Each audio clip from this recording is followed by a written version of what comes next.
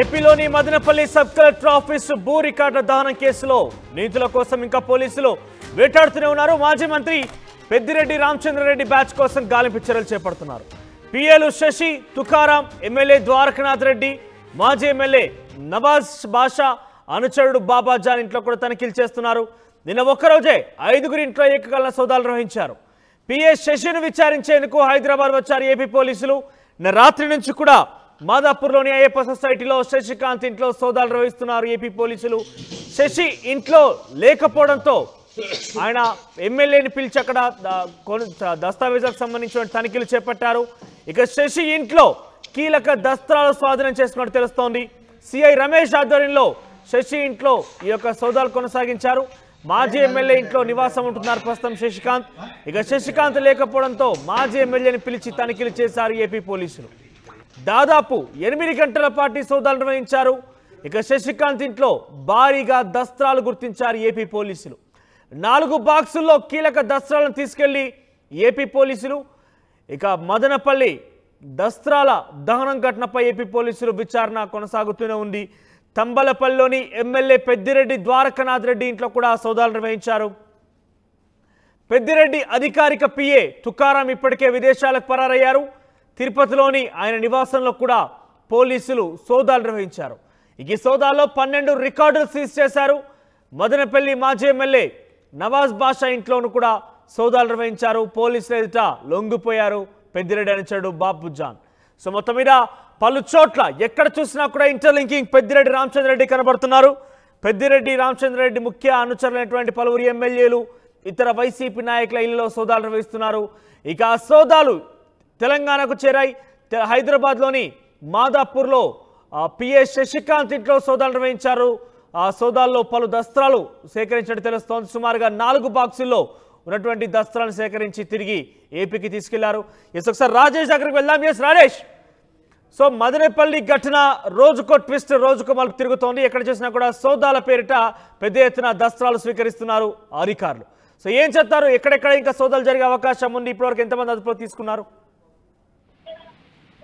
Madanapalle sub collector కార్యాలయం జరిగినటువంటి files దగ్ధం ఘటన వ్యవహారాన్ని రాష్ట్ర ప్రభుత్వం చాలా సీరియస్ గా తీసుకుంది. రెవెన్యూ రికార్డు మొత్తం దగ్ధం చేయడం వెనకాల భారీ కుట్ర ఉందనేది పోలీసులు కానీ ఇటు ప్రభుత్వం కానీ అనుమానిస్తున్న నేపథ్యంలో విచారణ కూడా ఆ కోణంలోనే సాగుతుంది. ముఖ్యంగా పెద్దిరెడ్డి చుట్టూ ఉన్నటువంటి గ్యాంగ్ చుట్టూ మొత్తం కూడా విచారణ చేస్తుంది. ఇప్పటికే పెద్దిరెడ్డికి సంబంధించినటువంటి అనుచరుడు తుకారాము విదేశాలకు పారిపోయాడు. వ్యక్తిగత పిఏగా ఆయన గత 5 ఏళ్లుగా ఆయన పనిచేశారు, అధికారిక పిఏగా పనిచేశారు. తర్వాత ఆయనతో పాటు పెద్దిరెడ్డి శశిధర్ కూడా మొన్నటి నుంచి అజ్ఞాతలకు వెళ్ళిపోవడంతో కొంత అనుమానాలు కూడా తావిస్తున్న నేపథ్యంలో ఆయన మీద కూడా పోలీసులు నిఘా పెట్టారు. ఎక్కడికి వెళ్లారు దానిపైన కూడా పోలీసులు ఆరా తీస్తున్నారు. మదనపల్లి ఘటన వ్యవహారం పూర్తిగా వైసీపీ నేతలు చేశారు. ముఖ్యంగా తంబాలపల్లి మాజీ ఎమ్మెల్యే ద్వారకానాథ్ రెడ్డి, పెద్దిరెడ్డి వీళ్ళ ద్వారానే వ్యవహారం అంతా నడిచింది, వాళ్లే చేయించారనేది ప్రధానంగా కూటమి నేతలు ఆరోపిస్తున్న నేపథ్యంలో ఇప్పటికే డీజీపీ కూడా అక్కడికి వెళ్లారు.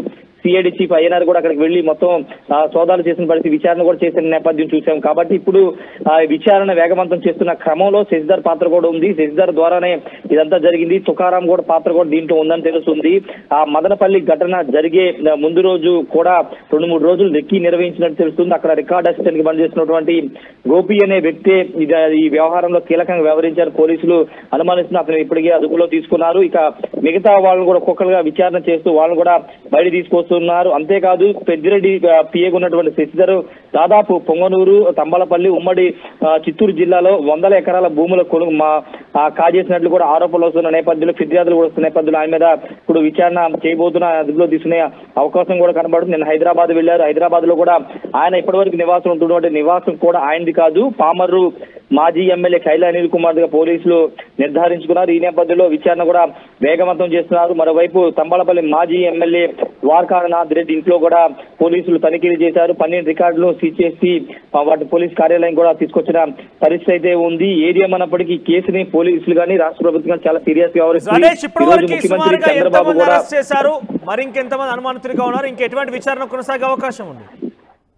దాదాపు 15 మంది దాకా ఇప్పటివరకు ఈ కేసులు అదుపులో తీసుకున్నట్టు తెలుస్తుంది. అక్కడ మదనపల్లిలో ఉన్నటువంటి స్థానిక అధికారులతో అక్కడ ఈ కేసుకి లింక్ ఉన్న వాళ్ళతో పాటు అనుమానితులు కూడా పోలీసులు అదుపులో తీసుకుని విచారణ చేస్తున్నారు. ఇదంతా కూడా పెద్దల నుండి అంటే వైసీపీ హయాంలో కీలకంగా వ్యవహరించినటువంటి పెద్దిరెడ్డి, ద్వారకానాథ్ రెడ్డి, మదనపల్లి మాజీ ఎమ్మెల్యే వీళ్ళ కనుసంధానంలో ఇదంతా జరిగింది. వాళ్ళు డైరెక్షన్ ఇవ్వడం ద్వారా జరిగింది.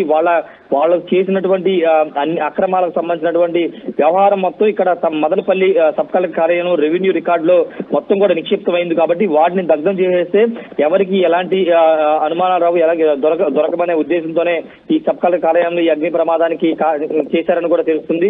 ఆ కోణంలో పోలీసులు కూడా విచారణ అయితే చేస్తూ ఉన్నారు. ఇంకా పూర్తి స్థాయిలో విచారణ చేసిన తర్వాత బ్యాక్గ్రౌండ్ ఎవరున్న దానిపైన పోలీసులు బయటికి పేర్లు కూడా చెప్పే అవకాశం కనబడుతుంది. ఈ రోజు ముఖ్యమంత్రి చంద్రబాబు రెవెన్యూ శాఖకు సంబంధించినటువంటి శాఖ మీద సమీక్ష చేస్తున్నారు. ఈ సందర్భంగా ఈ కేసు గడ్డ మీద కూడా ఆయన సమీక్ష చేస్తారని తెలుస్తుంది.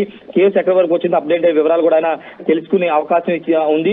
కొన్ని కీలక ఆదేశాలు కూడా పోలీసు యంత్రాంగానికి ఇచ్చే అవకాశం కూడా ఉంది. మనోజ్, అంటే మొత్తం మీద మాజీ ఎమ్మెల్యేల టార్గెట్ గా అటు పెద్దిరెడ్డికి సంబంధించి ద్వారకనాథ్ రెడ్డి కావచ్చు, తర్వాత నవాబ్ బాషా కావచ్చు, వీళ్ళందరూ కూడా వీళ్ళ మీదనే స్పెషల్ గా ఫోకస్ చేసి వాళ్ళ ఇంట్లో సోదాలు నిర్వహించడంతో వైసీపీ నాయకులు ఏం చెప్తున్నారు?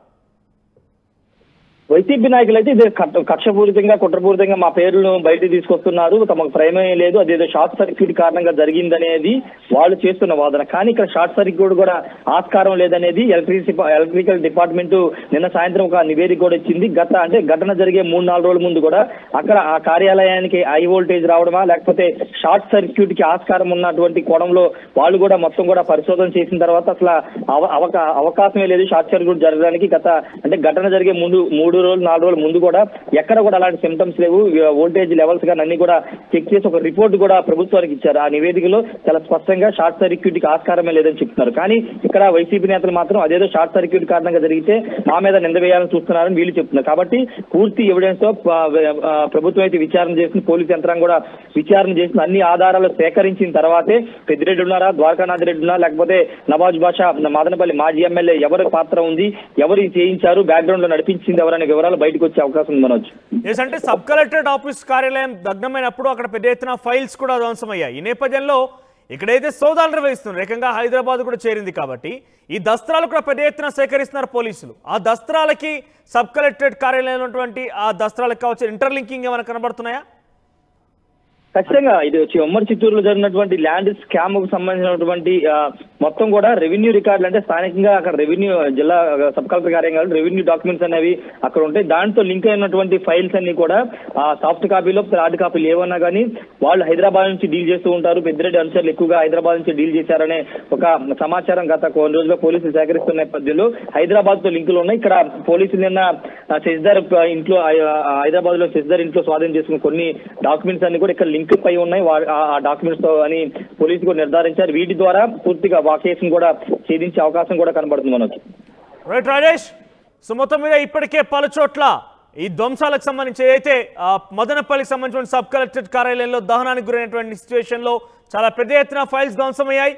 ఈ నేపథ్యంలో దీనికి గల కారణాలని విచారిస్తూ విశ్లేషిస్తూ పెద్ద ఎత్తున పోలీసులు గాలింపు చర్యలు చేపడుతున్నారు. ఇంకా కూడా నిందితుల కోసం గాలింపు చర్యలు కొనసాగుతున్నాయి. ఇప్పటివరకైతే పిఏలు శశి, తుకారాం, మాజీ ఎమ్మెల్యేలు ద్వారకనాథ్ రెడ్డి, ఎమ్మెల్యే నవాజ్ బాషాకు సంబంధించిన కూడా తనిఖీలు చేశారు.